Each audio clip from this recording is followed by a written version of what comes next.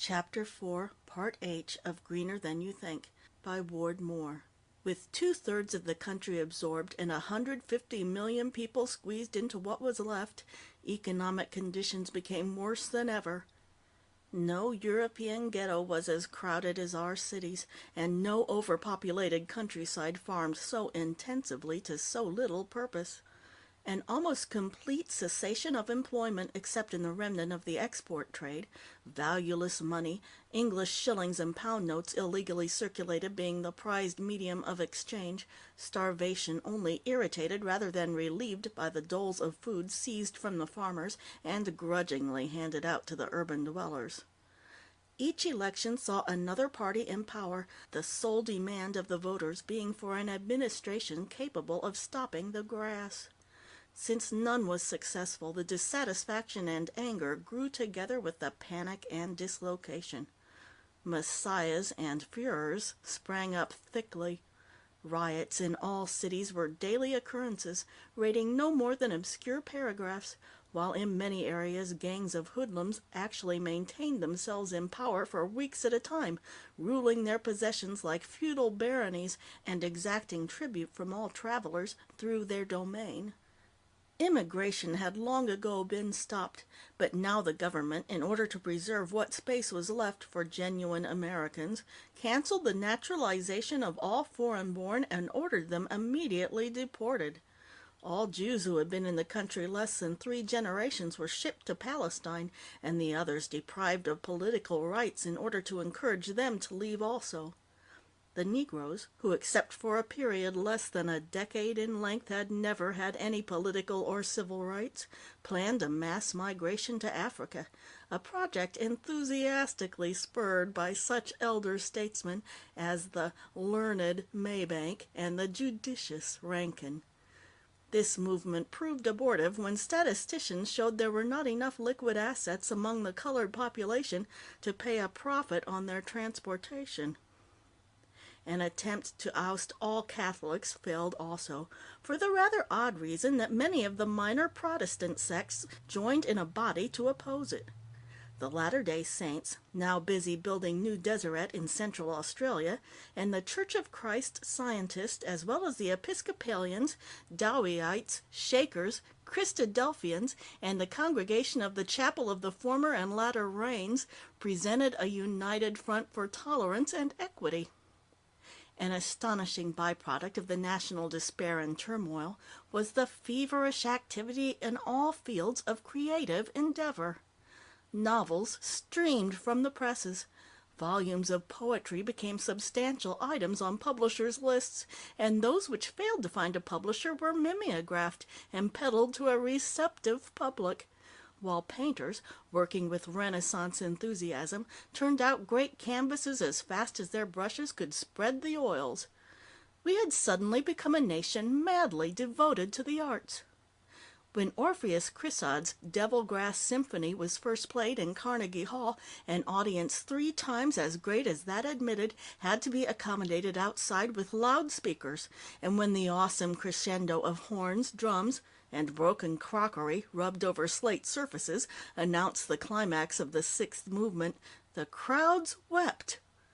Even for Mozart the hall was full, or practically full.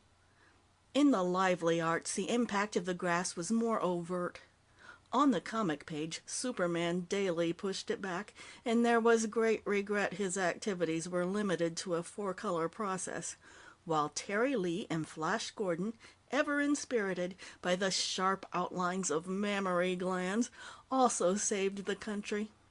Even Lil Abner and Snuffy Smith battled the vegetation, while no one but Jiggs remained absolutely impervious. The green grass blues was heard on every radio and came from every adolescent's phonograph until it was succeeded by Itty Bitty Seed Made Awfoo Nasty Weed. Perhaps the most notable feature of this period was a preoccupation with permanency. Jerry building, architectural mode since the first false front was erected over the first small-town store, practically disappeared. The skyscrapers were no longer steel skeletons with thin facings of stone hung upon them like a slatterns apron, while the practice of daubing mud on chicken wire hastily laid over paper was discontinued. Everyone wanted to build for all time, even though the grass might seize upon their effort next week. In New York, the Cathedral of St. John the Divine was finally completed, and a new one dedicated to St. George begun. The demand for enduring woods replaced the market for green pine, and men planned homes to accommodate their great-grandchildren, and not to attract prospective buyers before the plaster cracked. Naturally, forward-looking men like Stuart Thario and myself, though we had every respect for culture, were not swamped by this sudden urge to encourage the effervescent side of life. Our feet were still upon the ground, and though we knew symphonies and novels and cathedrals had their place, it was important not to lose sight of fundamentals. While we approved in principle the desire for permanency, we took reality into account. We had every faith in the future of the country, being certain a way would be found before long to stop the encroachments of the weed. Nevertheless, as a proper precaution, a safeguarding counterbalance to our own enthusiastic patriotism, we invested our surplus funds in consols and European bonds, while hastening our plans for new factories on other continents. I'm sure George Thario must have been a great cross to his father, although the general never spoke of him save in the most affectionate terms. Living like a tramp, he sent a snapshot once showing him with a long, starveling beard, dressed in careless overalls, his arm over the shoulder of a slovenly-looking girl. He stayed always on the edge of the advancing weed, moving eastward only when forced. He wrote from Galena, "Eagle forgotten. The rejected accepted, for yesterday's eagle is today's. The hero is man, and man his own hero. I was with him when he died, and when he died again, and 100 miles to the south is another eagle forgotten, and all the prairies green once more will be as they were before men insulted them. Oh, eagle forgotten. Oh, stained prairie. Oh, gallows, thirsty mob, knife, torch, revolver. Contumely, parochialism, the short vision forever gone, and the long vision, too. The eagle forgotten is the national bird, the great merging with the greater. So gained too late a vision, and saw the hope that was despair. I named the catalogue of states, and the great syllables rolled from my tongue to echo silence. My sister, my bride, gone and gone. The Conestoga wagons have no more faint ruts to follow. The Little Bighorn is a combination of letters. The marking sunflowers exist no more. We destroyed, we preempted. We are destroyed, and we have been thrust out. Illinois admitted to the Union on such and such a date. The little giant rubs stubby fingers through pompous hair heavy with bear grease. The Honorable Abe in Springfield's most expensive broadcloth, necktie in the latest mode, but pulled aside to free an eager Adam's apple. The drunken tanner, punctual with the small man's virtues, betrayed and dying painfully with so much blood upon his hands. And the eagle himself, forgotten, and now again forgotten. I move once more, step by step I give it up, the land we took and the land we made. Each foot I resign leaves the rest more precious. O precious land, O dear and fruitful soil. Its clods are me. I eat them, give them back. The bond is indissoluble. Even the land gone is still mine. My bones rest in it. I have eaten of its fruits and laid my mark on it. All of which was a long-winded way of saying the grass was overrunning Illinois. In contrast, I cannot forbear to quote LaFaciesi, though his faults at the opposite end of the scale were just as glaring. It is in Kentucky now, birth state of Abraham Lincoln, 16th President of the United States, a country which once stretched south of the 49th parallel from the Atlantic to the Pacific. I have been traveling extensively in what is left of Lincoln's nation. Dukes, remarked Chesterton, don't emigrate. This country was settled by the poor and thriftless, and now few more than the poor and thriftless remain in it. Let me try to present an overall picture. What is left of the country has become a 19th century Ireland, with all economic power in the hands of absentees. It is not that everyone below the level of a millionaire is too stupid to foresee possibility of complete destruction, or the middle and lower classes virtuously imbued with such fanatical patriotism they are prepared for mass suicide rather than leave, because dukes are emigrating and sending the price of shipping space into brackets which make the export of any commodity but diamonds or their own hides a dubious investment. Even the pawning of all the family assets would not buy steerage passage for a year-old baby. Besides, there are not enough bottoms in the world to transport 150 million people. If the grass is not stopped, except for a negligible few, it will cover Americans when it covers America. No wonder a strange and conflicting spirit animates our people. Apathy? Yes, there is apathy. You can see it on the faces in a line of relief clients wondering how long an industrially stagnant country can continue their dole, even though now it consists of nothing but unpalatable chemicals, so-called concentrates. Despair? Certainly. The riots and lootings, especially the intensified ones recently in Cleveland and Pittsburgh, are symptoms of it. The overcrowded churches, the terrific increase in drugging and drinking, the sex orgies which have been taking place practically in the open in Baltimore and Philadelphia and Boston, are stigmata of desperation. Hope? I suppose there is hope. Congress sits in uninterrupted session, and senators lend their voices night and day to the destruction of the grass. The Federal Disruptions Commission has published the 11th volume of its report and is currently holding hearings to determine how closely the extinct buffalo grass is related to Cynodon dactylon. Every research laboratory in the country, except those whose staffs and equipment have been moved with their proprietary industries, is expending its energies in seeking a salvation. Perhaps only in the Deep South, as yet protected by the width of the lower Mississippi, is there something approaching a genuine hope, although ironically that may be the product of ignorance. Here the overlords have gone, and the poor whites, unsupported by an explicit kinship, have withdrawn into complete listlessness. Some black men have fled, but to most the grass is a mere bogey, incapable of frightening those who have survived so much. Now, for the first time since 1877, the polls are open to all, and there are again Negro governors and black legislatures, and they are legislating as if forever. Farm tenancy has been abolished. The great plantations have been expropriated and made cooperative. The Homestead Act of 1862 has been applied in the South, and every citizen is entitled to claim a quarter section.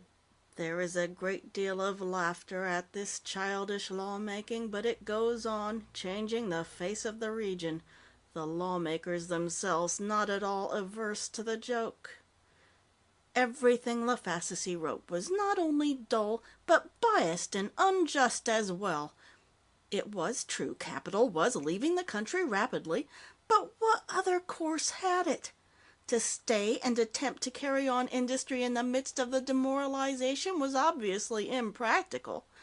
The plants remained, and when a way was found to conquer the grass, we would be glad to reopen them, for this would be a practical course, just as the flight of capital was a practical course. Standards of living were now so reduced in the United States, it would be more profitable to employ cheap American labor than overpaid Latin or European. I had now no fixed abode, dividing my time between Rio and Buenos Aires, Melbourne and Manchester. General Thario and his family lived in Copenhagen, overseeing our continental properties, now of equal importance with the South American holdings. Before leaving, and indeed on every trip back home, he visited his son, no easy thing to do, what with the young man's constant movement and the extreme difficulty of going from east to west against the torrent pouring in the opposite direction. Joe had married the female of the snapshot, or contracted some sort of permanent alliance with her. I never got it quite straight, and the Tharios were deplorably careless about such details. And she proved as eccentric as he was. No appeal to self-interest, no pleading he forego his morbid preoccupation with the grass for the sake of his family could move them. A.W., you have seen it, heard it, smelled it. Can't you explain? Miraculously touched with the gift of lucidity for fact as you are for the fictions of production overhead and dividends. Oh, not to Mama. Either she understands better than I or not at all, but to the old man or Connie. As a child, you learn for the first time of death. The heart is shuttered in a little cell too cruel for breathing. The sun is gray. In an instant you forget the sky is bright. The blood pounds. Years later, the adolescent falls in love with death, primps his spirit for it, recalls in unpresumptuous brotherhood Shelley and Keats and Chatterton. Afterward, the flush fades. We are reconciled to life, but the promise is still implicit. Now, however, it must be earned, awaited. Haste would destroy the savor. The award assured, pace becomes dignified. But death is not death. Life is never mocked. The grass is not death any more than it is evil. The grass is the grass. It is me, and I am it. In my father's house there are many mansions. If it were not so, I would not have told you. No, I suppose not. Yet it hurts my liver to offer the old boy incomprehensible reasons or verbiage like compulsion, neurosis, when all he wants is to protect me from my own impulses, as he protected me from the army. Florence and I delight in him. He comes again next week, if possible. But we cannot convey to him the unthinkableness of leaving. I heard about this visit later from the General. Joe had scoured Chicago for the alcoholic commodities now practically unprocurable and returned in triumph to the couple's furnished room. There they entertained him with 2 bottles of Cointreau and a stone demijohn of corn whiskey. Touched. Filial affection. Even drank the Cointreau. Fiddling stuff. No wonder it was still available in the drought. Better son a man never had. Girl's all right. Moved in circles. Perhaps not accustomed. Bit rough in speech, but heart of gold. Give you the shirt right off her back. Manner of speaking. Know what I mean. But she would not add her persuasions to those of the General. Joe's got to stay. It's not something he sat down and thought up the way you plan dinner or whether blue goes good with your new permanent. He's got to stay because he's got to stay. And of course, so do I. We couldn't be satisfied anywhere we couldn't see the grass. Life's too dull away from it. But of course, that's only part. It's too big to explain. But George, Joe, as you call him, highly talented, sensitive, shouldn't be allowed to decay, the General argued. Fascination, understand, but effort of will, break the spell. Europe, birthplace of culture, reflection, give him a proper perspective, chance to do things. Even when the evening lengthened and he became more lucid under the stimulus of corn whiskey and Cointreau, he could not shake them. Judicious retreat, especially in the face of overwhelming superiority, has always been a military weapon, and no captain, no matter how valiant, has ever feared to use it. Pop, George Thario had retorted good-humoredly. You dragged in the metaphor, not I. You've heard of the Alamo, and Vicksburg, and Corregidor? Well, this is them. All rolled into one. End of Chapter 4, Part H.